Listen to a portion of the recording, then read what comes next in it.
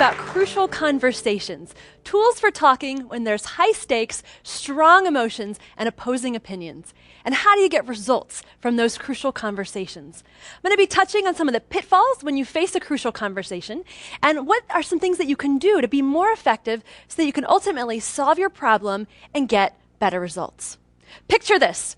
You're with your team and you've been planning a project plan, and you finally come up with a project plan that you all agree on and can deliver a quality product on time and will hit budget.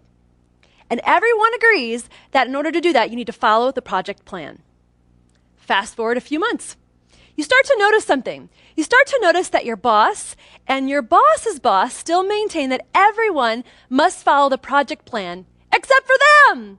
And they skirt the process, ensuring that your project won't get done on time and hit budget. So your next staff meeting, your boss is talking, and your boss, by the way, has a very bad temper, and they do not like to hear bad news. Your boss says, "Does anyone have any concerns about the project plan?" What do you do? What do you do in that moment? What do you say? Well, many of us stay silent. We don't say anything because we're thinking about the costs of speaking up. If I speak up, gosh, I heard we're downsizing. I don't want to get any extra attention drawn to myself.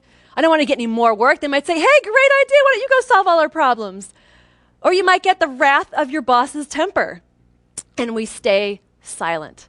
What we rarely do is we rarely think about what are the costs if I don't speak up. And there's a real cost when we don't ask ourselves that question. What is the cost from staying silent? Let me give you another example. We do a lot of work in the healthcare system, and we do a lot of work with hospitals, and we were called into a hospital that was having lots of problems. They had very high turnover rates among their nurses. They had very high infection rates, and it all came to a head when a woman came in for surgery, and she had a flawless foot amputation. Everything went according to plan, and she's coming back from her surgery, and she looks down at her foot, and she starts to scream as her anesthesia is wearing off, and her nurse runs in and can't calm her down. And she calls the doctor in, and the doctor can't calm her down. She's still screaming. And the doctor and the nurse go over and they look at her chart, and this is a true story. And they look at her chart, and she'd been checked in for a tonsillectomy, and they'd incorrectly amputated her foot. What would it have taken to stop that from happening? What would it have taken to have this woman not spend the rest of her life with a fake foot? What would it have taken? One person to say, "This isn't the right surgery." And in fact, when we went into the hospital, we found that 7 people saw something wrong and said nothing. From the anesthesiologist wondering, "Why am I administering these kinds of drugs for this kind of surgery?" to the nurse's assistant wondering, "Why am I putting these knives out for this kind of surgery?" And they did a mental calculus. They said, "Well, I don't want to be the one to, have the surgeon yell at me, and I don't want to hold it up. I don't want to hold up the surgery. We have 5 more to go today." And they said, "What's the cost if I speak up?" You think, why would 5 well-intentioned, well-trained, well-educated people not speak up? They thought about the costs of speaking up. But it doesn't just happen in the hospital. It happens in the workplace. 90% of US workers currently say they're working on a project that they know will fail. Maybe that applies to some of us in the audience. But few of us speak up. I mentioned project skirting earlier, where you circumvent the process to get your own agenda completed and you end up messing up the whole project plan. 83% of leaders say they encounter that problem, but only 13% say they can speak up effectively to address that problem. We're not very good at speaking up, and it affects our health. The New York Times recently did a study, and they were looking at arguments with couples, and they were trying to figure out, do people who speak up and say what they really think and feel, does anything different happen than those who don't speak up and say what they really think and feel?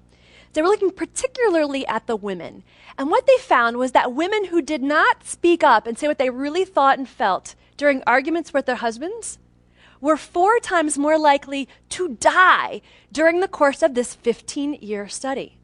Now, my last audience, a guy stood up and he says, "My wife's going to live forever." But the point of this is that when you don't speak up, it affects your health. Now, some of us aren't so shy and we speak up. And what that might look like is it might be a sarcastic comment. We hope people will read between the lines. We lash out. We explode. And it doesn't go so well either. Take a look at this conversation. Shut up! No, you little wimp! You get out of that room or I'm going to tell. Fruitcake! Where do you think you might hear this conversation? You might overhear it in the schoolyard, perhaps, or in your house. Well, it's actually happened in a different kind of house. It's actually a conversation at the meeting of the House Ways and Means Committee in 2003, according to the USA Today. So even our top leaders sometimes resort to ineffective, crucial conversation skills. What I want to talk to you about today is, what do you do in the face of this? When you know that other people are likely to clam up or explode, what can you do? One of the differentiating skills that sets the best apart at crucial conversations is their ability to make it safe. Now, when I say that, I don't mean make it safe from a punch coming or some invisible force field. I just mean make it safe to have a discussion about tough issues. How can you talk about really challenging issues and have a dialogue about it to where the other person doesn't get defensive or you don't lash out?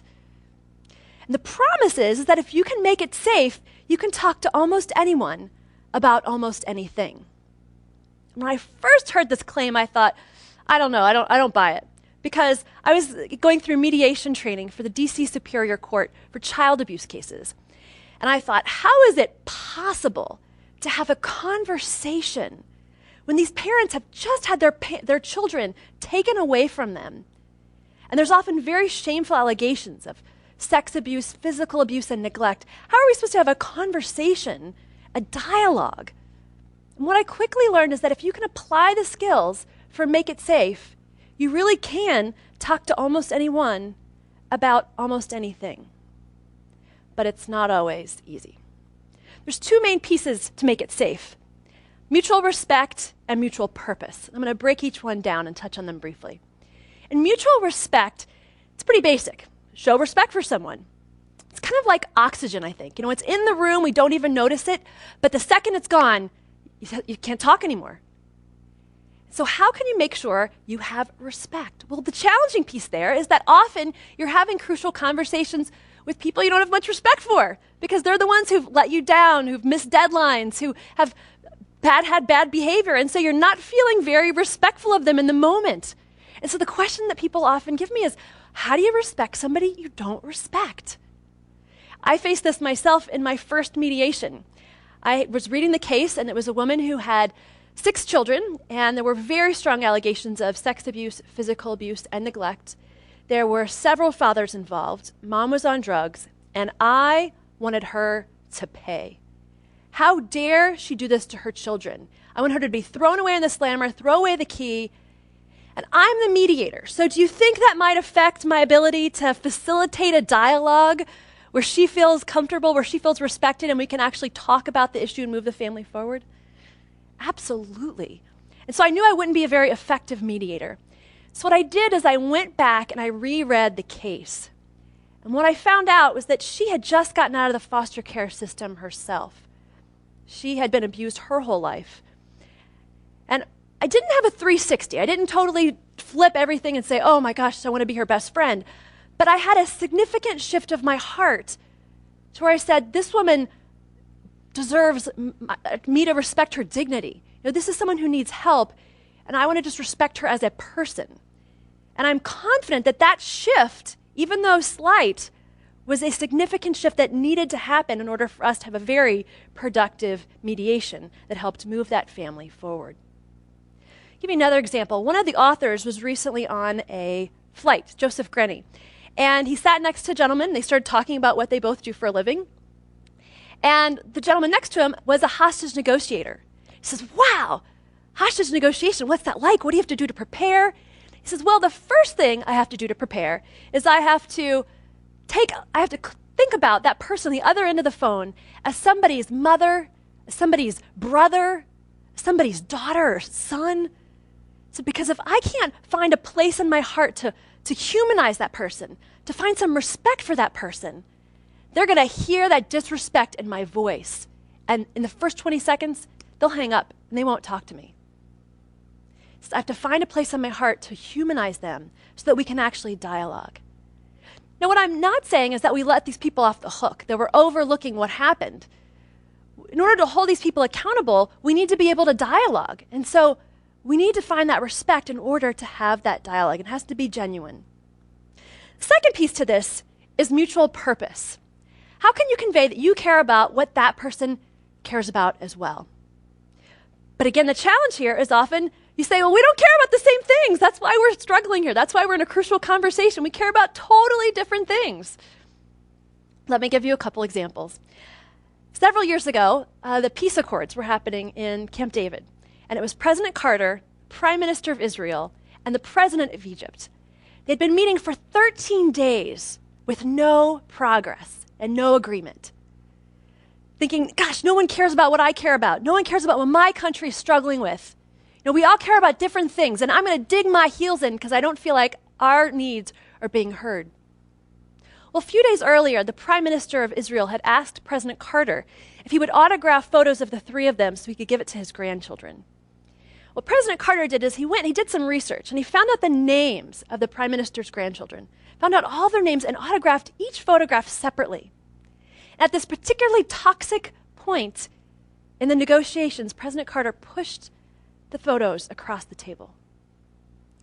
The Prime Minister grabbed the photos and he started to read each one aloud separately, reading each of his grandchildren's name. Uri, Adele. And according to the historians, his voice started to quiver. And him and President Carter started to talk about family and grandchildren and war and what it's like to raise a family in war. And they attribute that point to the turning point of the peace accords. And that afternoon, they signed the peace accords. How can you create mutual purpose? How can you create common ground? It might just be as simple as if you're talking at work and you're having an argument and you can't find any ground, to just say, we both want to get out of here by 5 o'clock tonight. Mutual purpose. We both want to do what's best for our customers. Mutual purpose. And when you can do that and combine it with genuine respect, you're going to be well on your way to making it safe, which is an underpinning for starting out a healthy, crucial conversation. There's many challenges in crucial conversations. If you can make it safe, you can talk to almost anyone about almost anything and be on your way to getting the results to solve your problems.